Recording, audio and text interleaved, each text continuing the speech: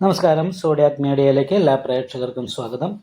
2026 June മാസത്തെ പൂരം നക്ഷത്രക്കാരുടെ നക്ഷത്രഫലം ഒന്ന് പരിശോധിച്ച് നോക്കാം. പൂരം നക്ഷത്രം എന്ന് പറയുമ്പോൾ ചിങ്ങക്കൂറാണല്ലോ. ചിങ്ങക്കൂറുകാരെ സംബന്ധിച്ച് 12ലാണ് ചാരവശൽ ഇപ്പോൾ വ്യാഴം സഞ്ചരിക്കുന്നത്.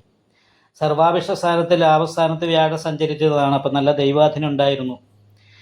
എന്നാൽ ഇപ്പോൾ 12ലേക്ക് വ്യാഴം മറിഞ്ഞു, അഷ്ടമത്തിലേക്ക് നിവർത്തി സ്ഥാനാധിപതിയായിരിക്കുന്ന ശനി വന്നു.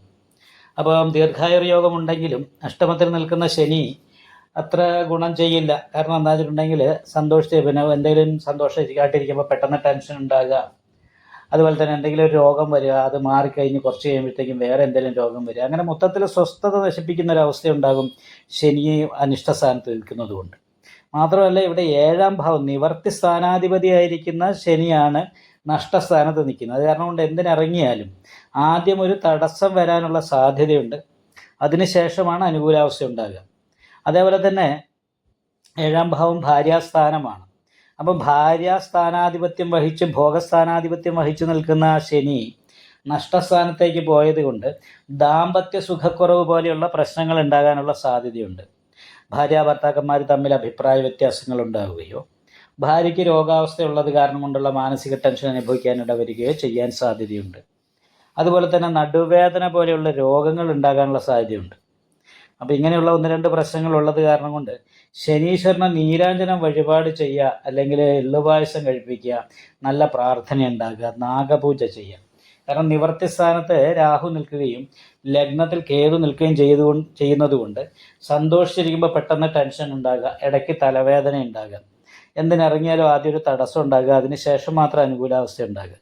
അപ്പോൾ ഈ ജൂൺ മാസം വരെ നല്ല ദൈവാധീനമൊക്കെ ഉള്ള കാരണം വലിയ പ്രശ്നങ്ങളില്ലാതെ മുന്നോട്ട് പോയെങ്കിലും ജൂൺ 1-ാം തീയതി വ്യാഴത്തിൻ്റെ മാറ്റം 12ാം ഭാവത്തിലേക്കാണ്. ഉച്ചബലവാനായിട്ടാണ് വ്യാഴം മാറിയിരിക്കുന്നത്. കർമാധിപതി 12ലാണ്. അപ്പോൾ വ്യാഴത്തോട് ചേർന്ന് കർമാധിപതി നിൽക്കുന്നത് കൊണ്ട് അനുകൂലമായിരിക്കുന്ന ഗുണം ആണ് അനുഭവിക്കേണ്ടത്. ഗുരുശുക്ര യോഗം വന്നത് കാരണം കൊണ്ട് തൊഴിൽ, പഠിച്ച വിദ്യക്കനുസരിച്ചുള്ള തൊഴിൽ കിട്ടാനും തൊഴിൽ നേട്ടങ്ങൾ ഉണ്ടാകാനുമുള്ള യോഗമൊക്കെ ഉണ്ട്. എന്നാൽ എങ്കിൽ പോലും അത് 12-ലായതുകൊണ്ട് അതിൻ്റെ ഗുണഫലം അനുഭവിക്കാനായിട്ട് സാധിക്കണമെങ്കിൽ വിഷ്ണു ക്ഷേത്രത്തിൽ നെയ്വിളക്ക്, ഭാഗ്യസൂക്താർച്ചന മുതലായിട്ടുള്ള വഴിപാടുകൾ ചെയ്യുക. ഇത് നല്ല പ്രാർത്ഥിക്കുക, ദൈവാധീനം വർദ്ധിപ്പിക്കണം.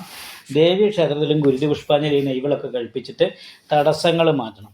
എന്തായാലും ഭാഗ്യാധിപതി സ്വക്ഷേത്ര ബലവാനായതുകൊണ്ട് നല്ല ഭാഗ്യം അനുഭവിക്കാൻ യോഗമുണ്ട്. പക്ഷേ ഈ കളസർപ്പയോഗത്തിൻ്റെതായിരിക്കുന്ന ഒരു ബന്ധം കൂടി ഉള്ളത് കൊണ്ട് നാഗപൂജ, നവഗ്രഹ പൂജ ചെയ്യുന്ന ക്ഷേത്രത്തിൽ കേതുപൂജ മുതലായിട്ടുള്ള വഴിപാടുകളൊക്കെ ചെയ്ത് നല്ല പ്രാർത്ഥന ഉണ്ടെങ്കിൽ മാത്രമേ അനുകൂലമായിരിക്കുന്ന ഗുണം ചിന്തിക്കാൻ സാധിക്കുകയുള്ളൂ. മാത്രമല്ല കർമാധിപതി 12 നിൽക്കുന്നത് കാരണം കൊണ്ട് തൊഴിലുമായിട്ട് ബന്ധപ്പെട്ട് മാനസികമായിട്ട് ടെൻഷൻ ഉണ്ടാകുക, അതുപോലെ സ്ഥാനചലനം, തൊഴിലുമായിട്ട് ബന്ധപ്പെട്ട് ചെയ്തുകൊണ്ടിരിക്കുന്ന തൊഴിലിൽ നിന്നൊരു മാറ്റം ഉണ്ടാകാനുള്ള ഇടവരിക. ചില സമയത്ത് തൊഴിൽ നഷ്ടം തന്നെ സംഭവിക്കാനും സ്വന്തം നാട് തന്നെ വിട്ട് മറ്റൊരു സ്ഥലത്തേക്ക് പോകാനൊക്കെയുള്ള യോഗം ഉള്ള ഒരു മാസമാണ്. അത് കാരണം കൊണ്ട് പ്രത്യേകം ശ്രദ്ധിക്കണം, നല്ല പരിഹാരങ്ങൾ ചെയ്യാനായിട്ട് ശ്രമിക്കണം. ക്ഷേത്ര ദർശനം വേണം, നല്ല പ്രാർത്ഥന ഉണ്ടാകണം. അതുപോലെ തന്നെ ഈ വഴിപാടുകളൊക്കെ ചെയ്താൽ വലിയ ദോഷമില്ലാതെ അനുകൂലമായിരിക്കുന്ന ഗുണഫലങ്ങൾ അനുഭവിക്കാനായിട്ട് ഈ പൂര നക്ഷത്രക്കാർക്ക് സാധിക്കുന്നതാണ്. പക്ഷേ നല്ല പ്രാർത്ഥന ഉണ്ടാകണം, ക്ഷേത്ര ദർശനം ഉണ്ടാകണം.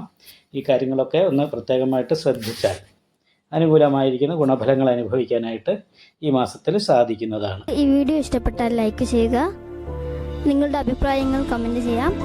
ജ്യോതിഷവുമായി ബന്ധപ്പെട്ട കൂടുതൽ കാര്യങ്ങൾ അറിയാൻ ഈ ചാനൽ സബ്സ്ക്രൈബ് ചെയ്യുക. ഞങ്ങളുടെ ഓൺലൈൻ കൺസൾട്ടൻസി നമ്പർ താഴെ ഡിസ്ക്രിപ്ഷൻ ബോക്സിൽ കൊടുത്തിട്ടുണ്ട്. ആവശ്യമുള്ളവർക്ക് കോൺടാക്റ്റ് ചെയ്യാവുന്നതാണ്.